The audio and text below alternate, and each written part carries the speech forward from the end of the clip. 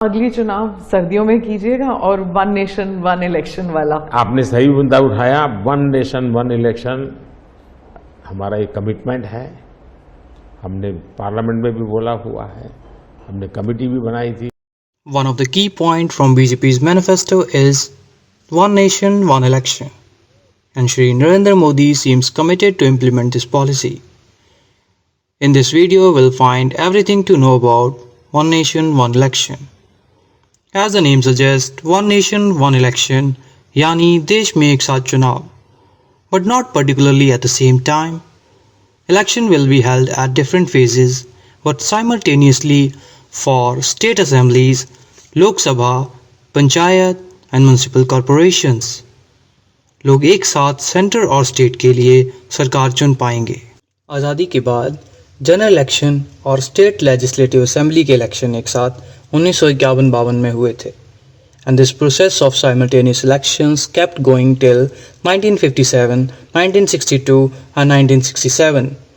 1968 और 1969 में कुछ राज्य विधानसभाओं के समय से पहले भंग होने पर यह सिलसिला रुक गया।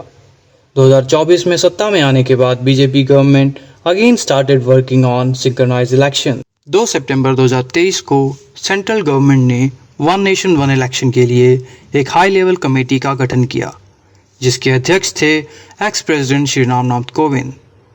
इस हाई लेवल कमेटी का काम था एक फ्रेमवर्क रेडी करना फॉर सिंक्रोनाइज्ड इलेक्शंस, इलेक्शन के लिए phases and time frame suggest करना और कॉन्स्टिट्यूशन या किसी अन्य कानून में संशोधन की ज़रूरत को सामने लाना और ऐसे रूल बनाना जो कि इन परिस्थितियों में ज़रूरी हों।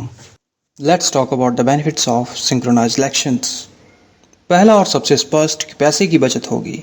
अकॉर्डिंग टू रिपोर्ट्स 2024 के जनरल इलेक्शंस में इलेक्शन कमीशन 4,500 करोड़ रुपए खर्च करने वाला है। कॉमन टैक्स पेयर्स का ये पैसा डेवलपमेंट के लिए कहीं भी यूज़ किया जा सकता है। दूसरा, सुरक्षा बलों पर और एडमिनिस्ट्रेशन के ऊपर पड़ने वाला बोझ सिंक्रोनाइज्ड इलेक्शन से कम होगा। हमारे देश में साल भर में कम से कम 6 महीने तो चुनाव के चक्कर में आदर्श चुनाव आचार संहिता लगी रहती है, जिससे गवर्नमेंट अपनी नीतियों को ढंग से इम्प्लीमेंट नहीं कर पाती। Synchronised elections will help in overcoming this problem. दूसरा, चुनाव के लोभ में सरकारें कई बार कठोर निर्णय नहीं ले पाती हैं। स्टडीज़ ये भी बताती हैं कि चुनाव एक समय पर करने से मतदान का प्रतिशत बढ़ेगा। अब बात करेंगे इसकी कुछ डिसएडवांटेजेस की। तो पहली डिसएडवांटेज है स्टेट असेंबलीज के टेन्योर को कम या ज़्यादा करना। फॉर एग्जांपल, अगर 2029 में वन नेशन वन इलेक्शन आता है तो जिस राज्यसभा सरकार का 5 साल का टेन्योर 2028 में पूरा होना होगा, उसको बढ़ाकर 6 साल करना पड़ेगा, और जिसका टेन्योर 2030 में पूरा होगा उसको कम करके 4 साल करना पड़ेगा, जो कि एक तरह से अनफेयर सिचुएशन है।